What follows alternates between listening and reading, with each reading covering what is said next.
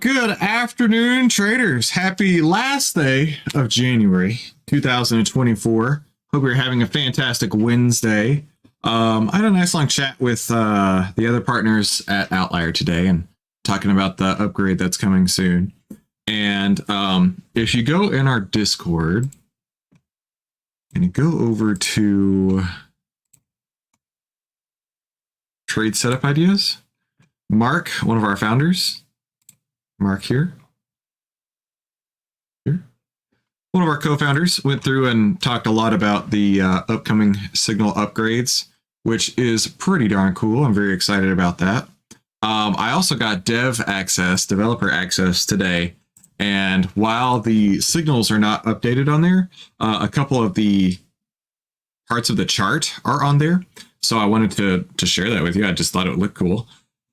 And then they told me that the new signals, like the buy and sell signals, are not ready yet. So we're not going to see that. But when they are ready, we're going to go like line by line on different stocks, checking them out, especially when I'm not making any trades at the moment because of the market breadth, the market trend going in different directions. I'm going to basically be comparing them one versus the other, the new signal versus old signal. And learning what I can and updating where I need to before I actually start making some trades. So with that being said, oh, hey, Donna, good afternoon. Good to see you. Let's jump into our market analysis. Welcome to the Outlier Trading Room. This is how to trade in only 10 minutes a day and exactly how to take the guesswork out of trading. Now, this is my style of trading using Outlier, and I am a partner with Outlier, but I'm also a real trader. I trade every single day. Sebastian, good afternoon. Glad to see you. So let's take a look. The market's having a real strong pullback today. Because of that, I'm not honestly all that surprised. What I need to see is the 10 over the 20. In fact, let me do this. On the moving averages and market breadth, I want to see both the 10 over the 20 with price over the 50 on the moving averages there. So, we got someone new today. Jean-Louis Eck. Hey, good to see you, Jean-Louis. Glad you're here. Okay, so we do have that. We have the 10 over the 20, prices over the 50. I've told you for a while, don't bet against this trend. The trend is going up. Let the trend go up. However, I have been saying, I'm not taking any trades right now. And the last trade I took was a few weeks back. The reason being is that while the price trend has been going up, the market breadth trend has been trending down. You can see here it peaked at December 27th and has been going down ever since then. Now, this is market breadth. This is the number of stocks in the S&P 500 above their own 50-day moving average. And that's why I say, I like to start this by saying, this is how I use Outlier. You can use it in all kinds of different ways. But me personally, I don't like to trade anything until the market trend and the market breadth are both moving in the same direction. This is a bullish setup, although right now it's down 1.3%. I was looking at the intraday chart. That is so ugly. Look at that. Gap down, kind of floated sideways, and then really screwed some people right here before it really made its big move down. So either way, it's down about 1.3% at the moment, below the 10-period moving average. The 10-period moving average, a little cheat sheet for that.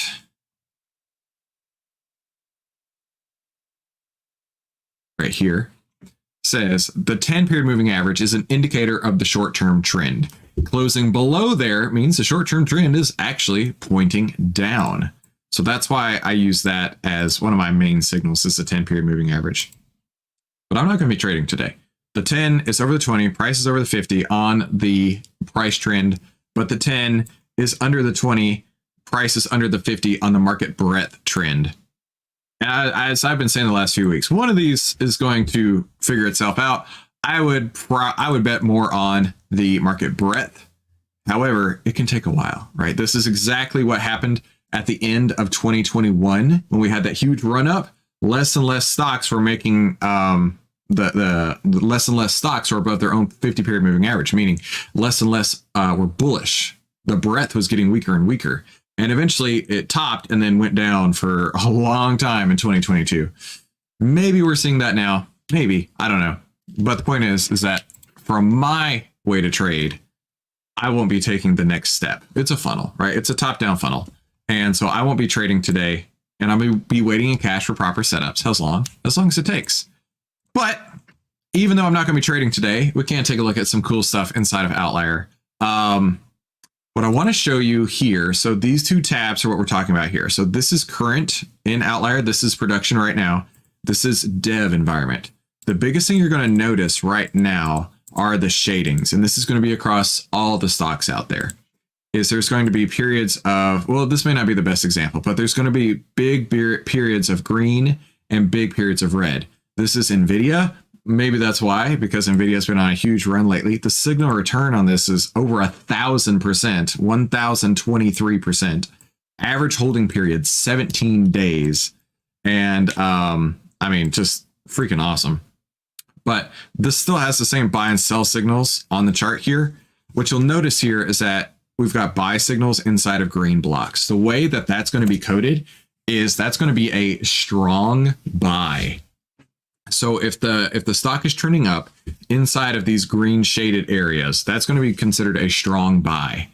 If, for example, it were in a red area, I don't have one on here, but imagine a different one where it's red, let's say in this area, and it got a buy signal. That would be considered a weak buy. And Mahesh was telling me today that let's say we got a strong buy and then the color changed. So we got a buy signal in the green like this, and maybe it went white right here.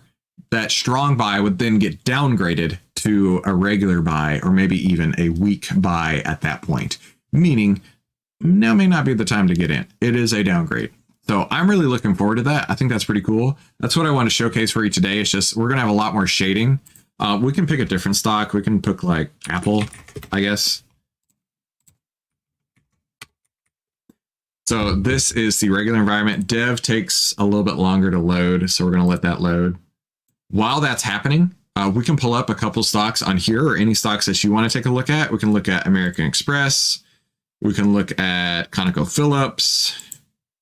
And we can look at, so there were 47 new on the bull list today, 6 new on the bear list today. We can look at, let's see if I recognize anybody. Schlumberger. I've noticed the oil energy sector has had a lot more recently. Here we go. Apple, right? In this section right here, where there's going to be reds, more reds and greens than previously. More reds and greens than previously. A sell signal inside of a green block would be considered a weak sell. And a buy signal within a green block would be considered a strong buy. And hopefully this doesn't take too long to load. Let's go to the 1 year.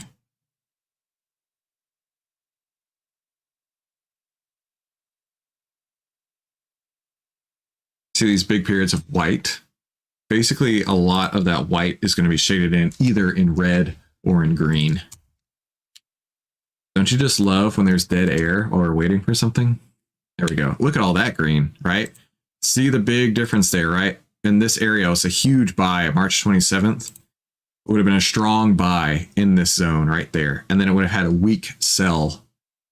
And then another weak sell here. So the way that Mark and Mahesh, the two co-founders, were explaining it to me today is there's going to be lots of different opportunities to come through. I think they said there's going to be like 60% more signals, more buy and sell signals come through. But he said that there's going to be times where there's going to be some performance metrics you can mess with at some point where you can say, oh, only strong buys yield this result, only weak buys yield this result, strong sells, weak sells, etc. So that'll be really cool to see. Definitely new ways to look at the data. So that was the update that I wanted to show you. Now let's go check out the ones that popped up here. So we got a buy signal today on American Express, AXP. I would be watching just for a couple shades darker, maybe 2 shades darker on AXP inside of Outlier, and that would be my exit point because this is already a decently dark green. And a signal return of 71.92%. Let's go look at the chart. Oh, hey, Brian. Good to see you, bud. Yeah, we got a big breakout in AXP the last couple days. Now, here's something that from a trader's perspective, you want to see. When you see a big breakout like this, if it doesn't get filled within 3 or 4 days, then that breakout is pretty strong and likely to hold. But if you see a big breakout and it immediately comes back in, that is not such a great trend. That may not last, but this is looking pretty strong. And then it's got the outlier signals behind it. But like I say, if you are interested in AXP, look to get out as the behavioral heat map gets 2 shades darker is where I would look at. Of course, always continue risk. ConocoPhillips, look at that. Signal return 140.3%. That's outstanding. Got a buy signal today. It's within the fear area, which could be a great place to get in. Let's take a look at COP here. I have a little hesitation on this one, just in my style of trading, because the 10 is under the 20 with price is still under the 50. But historically speaking, these signals have been really strong inside of ConocoPhillips. So if you are to take it, be careful with this one. Lastly, let's take a look at SLG. Schlumberger got a buy signal today. Again, this one is already within the greed area here. I'd be looking to get out with 2 shades darker on this one. 65.26% returns. I love pulling this stuff up, right? I am not cherry picking this. I am literally just going down the list and seeing, 100% returns, 70% returns, 65% return, average holding period 16 days. This is why I love this. I am the biggest fan of Outlier. In fact, Mahesh mentioned something. So Mahesh is one of our co-founders. He mentioned something here. Yeah. He says, we eat our own cooking, so rest assured we're leaving no stone unturned to make sure that it tastes well. I was like, yeah, Mahesh, well said, dude. I put my money behind this every single time I take a trade. That's why I'm such a huge advocate for it and why I love just showcasing all these different returns. So let's take a look at SLG's chart. All right, so we do have the 10 over the 20, price over the 50. We're inside of an order block. Now, what an order block is that if we scroll out all the way back in September of 2022, let me remove all my other notes. September of 2022, there were some big orders that were not filled at that point. And so this is the first time, actually the second time, that prices come back into this area. The first time it got rejected. The second time it may be rejected again. Either way, I like to take a look at order blocks and consider that into my trading. So if you are interested in that, definitely check out using TrendSpider's order blocks. That's a charting platform I use, but definitely keep SLG on your mind inside of Outlier. So that's going to be everything for that. Let's move into our final thoughts.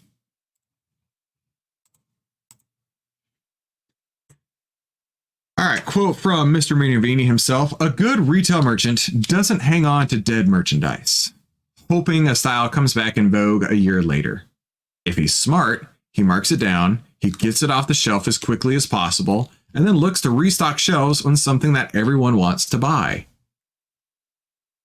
Trying to make the analogy of, listen, don't hold on to dead stocks. Don't hold on to dead weight. Don't hold on to something that's bringing you down.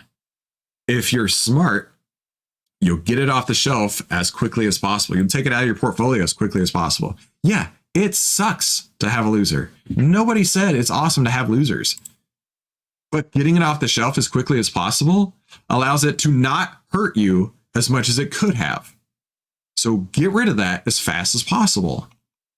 And then restock your shelves with something that everybody else is buying, right? When you see these signals come through an outlier and you see something that has like a 65% return, that's something people want. That's something that shows, hey, historically, these buy signals, they don't work every time. Of course, nothing's perfect, but you're restocking the shelves with something that everybody wants to buy, historically speaking. And of course, past performance is not indicative of future results. But you want to buy things that are going in an uptrend. That's why I'm always looking first at the market's trend and next at the market breadth trend. Are stocks going up? Are more people buying all the parts that make up the index? And if so, then I can look for more. That's how I like to trade. So thank you so much for coming to today's Outlier Trading Room. See you right back here tomorrow. Talk soon.